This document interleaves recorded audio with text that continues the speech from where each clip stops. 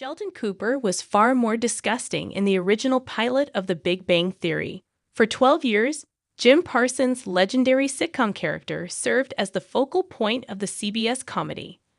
Although The Big Bang Theory was nominally an ensemble program, it became more and more obvious over time that the socially awkward genius was actually the show's main character. Every primary arc revolved on him, and when he wasn't, he was still a crucial part of the plot, either as a source of humor or as a plot catalyst. The greatest evidence of this was found in season 12 of The Big Bang Theory, which focused primarily on him in its last year. Everyone believed that ending the show with Parsons' departure was preferable to carrying on without Sheldon. It's easy to see why Sheldon was the protagonist of The Big Bang Theory. His peculiarities made him stand out in an already odd group. Couple it with Parsons' outstanding performance, and Sheldon immediately made an impact on everybody who watched the long-running CBS sitcom. But there were some disadvantages to his individuality. It was simple to despise him because of his lack of social awareness, which made him appear impolite, uncivilized, and self-centered. However, it turns out that the character was worse in the original edition. It's no secret that before CBS formally ordered the series, the original Big Bang Theory pilot had to be revised. Getting the sitcom off the ground wasn't exactly easy, even though it was successful during its 12-year run. For it to eventually run on the network, co-creators Chuck Lorre and Bill Prady had to make some big adjustments. Penny, played by Kaley Cuoco, was introduced as Amanda Walsh's more agreeable substitute for Katie. In the meantime, Kunal Nair's Raj and Simon Helbert's Howard were created by gender-swapping Iris Barr's Gilda. The only characters from The Big Bang Theory's original treatment that remained were Parsons Sheldon and Johnny Galecki Leonard. Sheldon's character had changed significantly, but the other roommates in Apartment 4A had mostly remained true to their original portrayal. The original pilot included a version of the character who was more outspoken about his sexuality than the official version of the part on The Big Bang Theory, who was initially uninterested in romantic relationships or any form of sexual attraction, at least until he fell in love with Amy. Although this is an intriguing idea, Sheldon's persona would have suffered greatly as a result.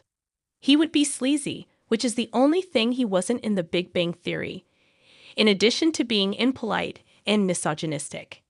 In the end, The Big Bang Theory abandoned this interpretation of Sheldon and instead used an almost asexual character in the early years of the show. The socially awkward genius was unaffected by Penny's beauty and charms, even though Leonard, Howard, Raj, and even Stewart all harbored varied fantasies about her.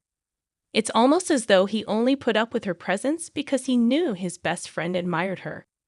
It's hard to picture what a sleazy Sheldon would have looked like, and certainly how the audience would have reacted to him over time. Nevertheless, it's safe to assume that Lorre and Prady realized the character would be hard to sell, which is why they had to abandon the notion of a shady Sheldon. The character feature was largely intended for humorous purposes, but after the Big Bang Theory pilot was updated, the team thought that it would be too much for Sheldon to also be perverse, considering all the other abnormalities that he had. In the end, this was a good thing. If the character was not only incredibly self-centered, callous, and self-aggrandizing, but also had a dirty mind, fans' tolerance of him would probably have declined. It's hard to predict how fans might have responded to sleazy Sheldon in TBDT. Removing it from the initial pilot indicates that Lorre and Prady later decided it was a bad idea. But if they had kept this quality for the socially awkward genius, he probably would have came across as a creep as well. Sheldon thrived on solitude in the show. He didn't actively look for a love relationship, even though he required others to take care of him. After entering his details on an internet dating site, Raj and Howard even had to force him to meet Amy.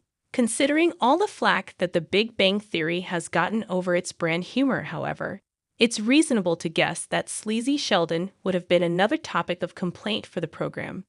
The nerd-centric sitcom did a fantastic job of humanizing Sheldon, whose intrusive personality was already hard for some viewers to endure. In this manner, supporters wouldn't despise him, especially in light of the suffering and inconvenience he used to cause his pals by enforcing his irrational demands. It might have been excessive to make him sleazy, which would have alienated the viewer from the character altogether. It would probably make his romance with Amy less romantic. Even though Laura and Prady abandoned their original scheme to pervert Sheldon, they eventually replaced him with Howard, played by Helberg. The resident engineer for the Pasadena gang was sleazy and inappropriately flirted with any woman in previous seasons of The Big Bang Theory. He pretended to be God's gift to women despite his extremely low success rate.